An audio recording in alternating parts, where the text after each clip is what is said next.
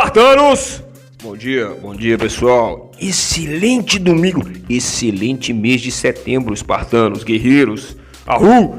Pessoal, primeira coisa que eu vou falar nesse podcast aqui, um recado muito sério. O recado é o seguinte: no último vídeo, Saúde Espartana, que eu fiz aí, tá no canal, eu várias vezes durante o vídeo citei que eu ia colocar vídeos que eu falava de jejum nos cards. Só que eu fui tentar colocar, pessoal, e o YouTube me bloqueou. A gente não consegue colocar card de vídeo muito antigo no YouTube, é uma nova regra do YouTube aí. Só que no corpo do texto do vídeo tem os 3 vídeos que eu falo sobre jejum. Jejum espartano, a história porque que os espartanos faziam o jejum. Espartano contra coronavírus, foi a época que eu peguei coronavírus, eu tive que fazer jejum para me recuperar meu corpo. E benefícios do jejum, pessoal. Então eu só queria deixar esse recado aí. Inclusive, pessoal, o link desses 3 vídeos eu vou deixar no corpo do texto desse vídeo aqui também. É só você ler o texto aí que você vai achar os links aí, beleza? É isso aí, falante. Bom, hoje nós vamos fechar aqui o livro de Heróis de Esparta aqui no capítulo A Batalha de Termópilas. Nós vamos fechar esse capítulo aqui de Sérgio Pereira Couto, né? E vamos fechar isso aqui. Vai ser um capítulo, um podcast hoje mais rápido, mais objetivo, né? Com algumas sacadas aqui. E é isso aí, espartanos. Vamos pra cima. Bom, então eles estavam no teatro, né, explicando toda a guerra, sobre a guerra de Termópilas, os persas foram chegando, a gente já contou um pouco sobre isso, né, e Fidipides aproximou-se da parede usada e pegou um pedaço de carvão e começou a desenhar lá uns números lá. Heródoto, pessoal, como a gente já comentou, ele fala de 4,5 milhões de persas, mas temos acesso a relatos antigos legítimos que falam que nem os persas eram esse tanto de gente, nesses milhões aí. E nem havia apenas só espartanos em Termópilas.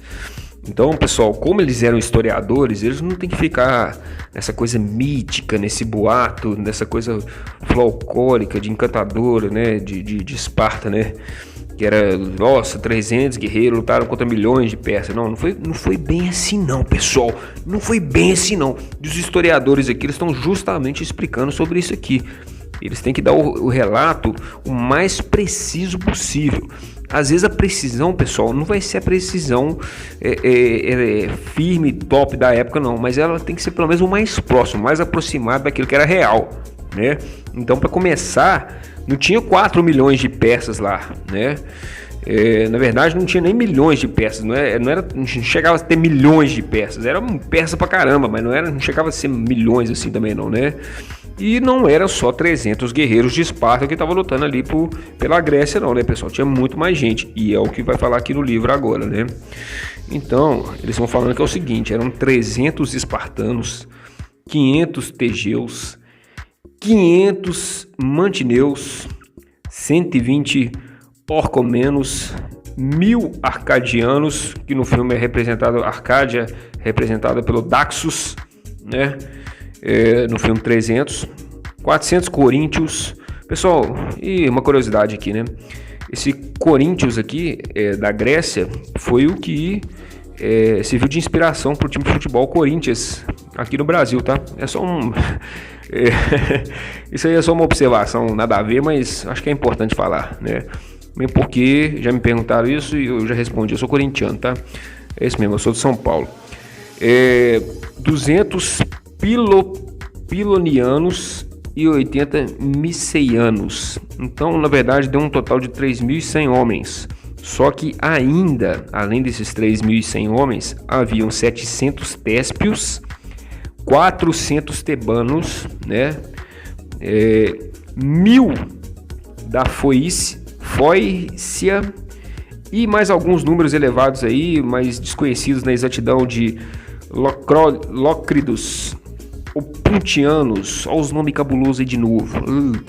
Nome esquisito desses povinhos, viu? E aí dava no total aproximadamente 5.200 homens que estavam na batalha. Porque somente se fala então dos espartanos, né? Se havia esse tanto de outros exércitos ali fazendo a liga. E aí eles falam, a gente não tem como saber, talvez os poetas gostem mais dos espartanos, ou sejam, né, sei lá, preferidos lá protegidos das suas musas, mas o fato é que realmente tem vários outros exércitos, né? E se for acrescentar também soldado auxiliar, ilotas, né, que eram os escravos que estavam junto ali, né, que não eram cidadãos assim legítimos, né, mas que estavam ali no meio do bolo, ali no meio da bagunça, da confusão, né, eles raramente eram mencionados, inclusive, né. Então, se for, né, acrescentar mais isso aí a cada um desses exércitos aí, a gente teria um número mais ou menos em média ali de uns 7.500 homens, talvez chegando até 10.000 homens, né, contra aquela multidão de persa, né. E aí um aluno levantou a mão e falou, ué, então quer dizer que o Heródoto mentiu então? E aí até o Fidipídes ficou sem graça na hora, né, mas ele explicou, não estou falando que ele mentiu, mas como eu disse, né, esses historiadores costumavam muito exagerar em alguns relatos, e era comum exagerar, né? E também ninguém está lá para contar com exatidão um por um, a menos que você tenha os registros ali de quantos assinaram ali, que foi para a batalha, né? Registros oficiais mesmo. Então, como você também não tinha esses registros, né? Tudo que você pode fazer é tirar uma estimativa, uma suposição, né? E com certeza deve ter sido isso que Heródoto fez, né? Então aí você soma isso ao fato deles falarem só de 300 de Esparta, e aí vem a injustiça dos relatos, né? Porque não eram só 300, né? Já ouviu falar em outras cidades, estados de números bem diferentes, né? E às vezes umas até incluíam, falando que a guarda pessoal de Leônidas não eram só 300, às vezes tinha até mais do que 300 na guarda pessoal de Leônidas. Bom, e aí acabou que todo mundo se confirmou com a cabeça, né? Eles continuaram, olha... E há um outro ponto no seguinte, o Heródoto comete mais um erro, né? Mais para frente no relato da batalha, ele fala sobre alguns cadáveres de ilotas nas Termópilas. Isso está no livro 8º, se eu não me engano. Eles vão falando aqui, né, fazendo esse relato. E aí, se eles levarem essa coisa em conta, né, eles explicam, olha, em relação à posição social, né, os ilotas não eram nada para os espartanos, né? Os espartanos eram a classe dominante e os ilotas eram praticamente um número maior, porém eles eram praticamente insignificantes, né? Os ilotas eram considerados insignificantes. E para os espartanos era muito importante manter essa posição superior, mesmo no campo de batalha, pessoal. Então, quer dizer, assim qualquer cadáver de ilota e perieco, né, que era a segunda classe ali dos espartanos na questão da hierarquia ali, né, seria tirado da frente ou mesmo escondido, pois eram classes desprezadas, não serviam nem mesmo para ser amontoados como cadáveres. Você vê, né, pessoal, o orgulho espartano era tão forte que até para justificar mortos legítimos ali tinha que ser espartano morto, legítimo, né? Como era escravo ali, eles nem contavam aquilo ali como se fosse do exército de Esparta, né? Então olha só para você ver o desprezo de Esparta pelos ilotas, né? Mas aí eles vão falando assim, questionando, mas se havia tanta cidade envolvida, né? Por que só tinham esses números reduzidos de pessoal, né? Porque, querendo ou não, como era a Grécia inteira que juntou ali, vários homens de várias partes da Grécia, ainda se você for olhar, estava muito pequeno o número de homens perto da Pérsia, né? E aí eles falam, também já se esperava, né, esse tipo de pergunta, e a gente lembra que na Batalha de Termópilas aconteceu também as Olimpíadas. Na mesma época que aconteceu a Batalha de Termópilas, pessoal, estava acontecendo as Olimpíadas, durante as quais, né, cessavam as hostilidades dos inimigos, né, da Grécia, de todos os inimigos da Grécia. Pessoal, as Olimpíadas na Grécia eram uma coisa assim muito disputada, muito competitiva, né? Era tipo um campeonato brasileiro que os times estavam um ali contra o outro ali querendo se matar. E nas Olimpíadas era uma forma de você acirrar essa competição, né? Era uma disputa de ego mesmo. Então, mesmo embora fosse um inimigo externo igual a Pérsia, em uma situação de exceção, igual foi essa guerra de Termópilas, a trégua mesmo assim não foi levada em conta. Então muitos acreditam que Esparta usou da desculpa de realização do festival religioso da Carneia para não mandar um grande número de tropas, o que poderia parecer até má vontade para as demais cidades, né, estados membros ali da Liga. Assim eles teriam designado um grupo de homens para se sacrificar em Termópilas, todos eles com filhos para poder perpetuar a tradição militarista espartana da cidade. Então, assim, todos comentaram em si a lógica desse argumento, né? Fidipídes, assim, eles até falam assim, mas fazer o quê? São um povo também que é religioso.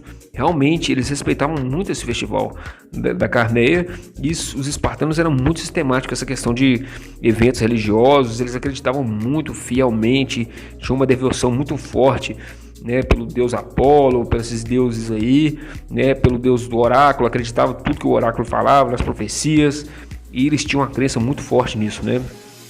Bom, e aí eles terminam aqui, né, terminando o capítulo agora, né, falando das forças que as forças da Liga que foram para Termópolis, né, Leônica praticamente teve, ao que tudo indica, de lidar com um problema, né, que era a tentativa de deserção de tebanos, e que foram acusados também de serem simpatizantes dos persas, que só teriam ido ao desfiladeiro para que a inimizade das outras cidades caísse sobre suas cabeças.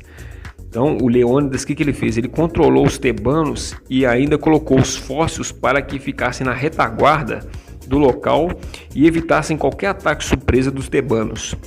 No mesmo dia, os persas se aproximaram do local com Xerxes montado em seu acampamento, né, numa colina, que ela ficava em Malha, e lá também ele montou seu trono, de onde ele podia observar todo o conflito entre seu exército e os gregos. E foi quando a batalha realmente começou. Pessoal, os tebanos foram Tebas, foi, para quem não sabe, foi o exército que acabou de dizimar Esparta de vez.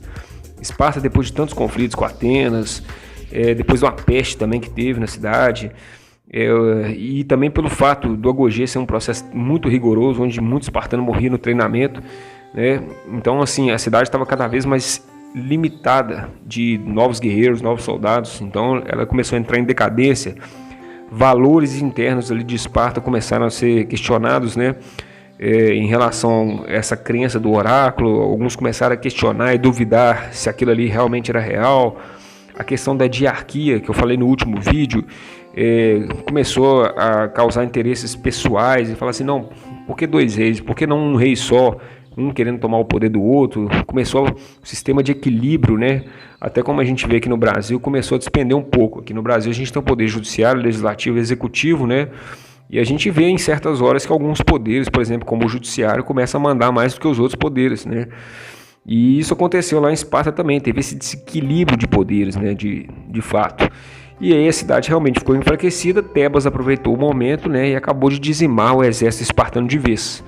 Então Tebas, querendo ou não, era inimigo, e eles estavam querendo ali ir pro meio do tumulto, ali, meio do conflito, meio que assim, olha, nós vamos lá pra gente ver os espartanos morrer também. A gente tá indo como aliado, mas é aquele aliado que você não pode confiar muito, né? Além do mais, eu falei aqui sobre essa supremacia dos espartanos com os ilotas. Eles tinham que se mostrar poderosos. E uma coisa, pessoal, que os espartanos temiam muito é que no meio de uma batalha, os ilotas iam também lutar junto com os espartanos. Só que os ilotas, eles carregavam os equipamentos dos espartanos, carregavam as armas, carregavam a armadura, eles ficavam ali como escravos de apoio. Mas os espartanos sabiam que a qualquer momento também esses próprios ilotas poderiam se revoltar no meio da batalha ali, aproveitando ali a guerra, para se rebelar contra os espartanos, né? Porque eles, afinal de contas, no fundo eles eram escravos. Então isso é uma coisa muito séria, né, pessoal? E Leônidas, já prevendo esse tipo de comportamento, né, ele já montou ali, ó, é muito interessante o que fala aqui, que ele já controlou esses tebanos, e ele ainda colocou os fósseis, né, para que guardasse a retaguarda ali do local e evitasse ataque surpresa. Quer dizer, Leônidas já temia ser traído, né? Ele já tinha um sexto sentido, uma intuição que a qualquer momento os tebanos poderiam trair Esparta, e não só os tebanos como os próprios ilotas dos espartanos. E quando a gente leva isso para a vida moderna, pessoal, a reflexão de hoje que fica é o seguinte: a reflexão é que a gente, com as pessoas, às vezes num grupo de trabalho, às vezes na família, às vezes num relacionamento, por mais que a gente confie nas pessoas que estão ali, às vezes participando de um projeto, eu acho que a gente tem que escutar, eu tenho certeza que a gente tem que escutar mais a nossa intuição, pessoal, porque realmente a gente tem que saber ler melhor as pessoas, né? Ser mais sensitivo, seguir melhor a nossa intuição. Mulher geralmente tem essa intuição, sexto sentido, sétimo sentido, muito mais apurado do que homem, né? A questão de observação, mulher sabe observar muito melhor, né? Elas conseguem ter essa questão de sensibilidade para observar o ambiente, a energia do ambiente, a energia da pessoa. o comportamento, a linguagem corporal dessa pessoa. E hoje a reflexão que fica é para a gente também saber observar isso nas pessoas e nos grupos de trabalho e tal, porque infelizmente às vezes a gente pode ser traído, às vezes pode ter um X9 ali no meio. Às vezes a gente está num projeto com uma pessoa lá, alguma coisa que a gente acredita, e realmente tem alguém ali dentro que está ali dentro só para te prejudicar. Tem um espião ali dentro que tá querendo ali, tá falando que é seu amigo, mas no fundo quer só tirar vantagem para si próprio, ou quer literalmente te prejudicar. Então a gente saber ter essa intuição, como Leônidas teve, né? Então tenha isso na sua vida, tenha isso. Claro, confie nas pessoas, dê o seu melhor para as pessoas, tenha amigos, dê o melhor, mas saiba se blindar, saiba se proteger, saiba manter seu frame, saiba manter sua armadura, sua estrutura com pessoas que às vezes podem querer te prejudicar. Então se mantenha antenado, por mais que fale que é seu amigo, por mais que está ali, a qualquer momento ele pode te apanhar pelas costas. Pode ser um amigo, pode ser um companheiro de trabalho, pode ser alguma pessoa da família, pode ser uma pessoa que você tem relacionamento com ela, né? Porque às vezes você não espera de uma pessoa e ela pode te surpreender. Então, esteja preparado para tudo, guerreiro. Como eu já falei no meu vídeo aí, 3 coisas que você não deve depender. Não vou falar que eu vou deixar card, porque não pode deixar card, mas eu vou botar o link desse vídeo aqui também. 3 coisas que você não pode depender. Então não fique dependendo, acreditando muito em algumas amizades, não acredite muito em alguns relacionamentos ou atitudes que as pessoas poderiam ter com você. Talvez você teria aquela atitude do bem com a pessoa e você espera que ela teria o mesmo com você, mas às vezes ela não vai ter, infelizmente. Essa é a realidade. Às vezes a pessoa que você espera que vai ter uma atitude boa com você quando você estiver na merda, quando você estiver na pior, infelizmente às vezes ela não vai ter essa atitude boa com você da mesma forma. Então se mantenha atento. Se mantenha atento nas suas relações sociais, com seus amigos. Acredite, ame, confie, mas também não seja bocó, não seja bobo. Saiba observar o ambiente, observar as pessoas, as atitudes, a linguagem corporal, aquilo que ela fala, o interesse, a cabeça, o ego, porque isso é essencial, pessoal. Então essa foi a reflexão do vídeo de hoje aí. Fechamos o capítulo aqui de Heróis de Esparta, a Batalha de Termópilas, e agora nós vamos entrar no capítulo chamado Leônidas. Galera aí já até arrepia. Vamos falar do Rei Leônidas, um capítulo só pro Rei Leônidas, pessoal. E aí vai ser o próximo tema aí do nosso podcast, beleza? No mais, curtiu, pessoal? Manda aquela bicuda espartana no like aí, dê um arru no sininho, compartilha esse vídeo para quem você curte esse tipo de mensagem. E é isso aí, quarta-feira tem mais, se Deus quiser.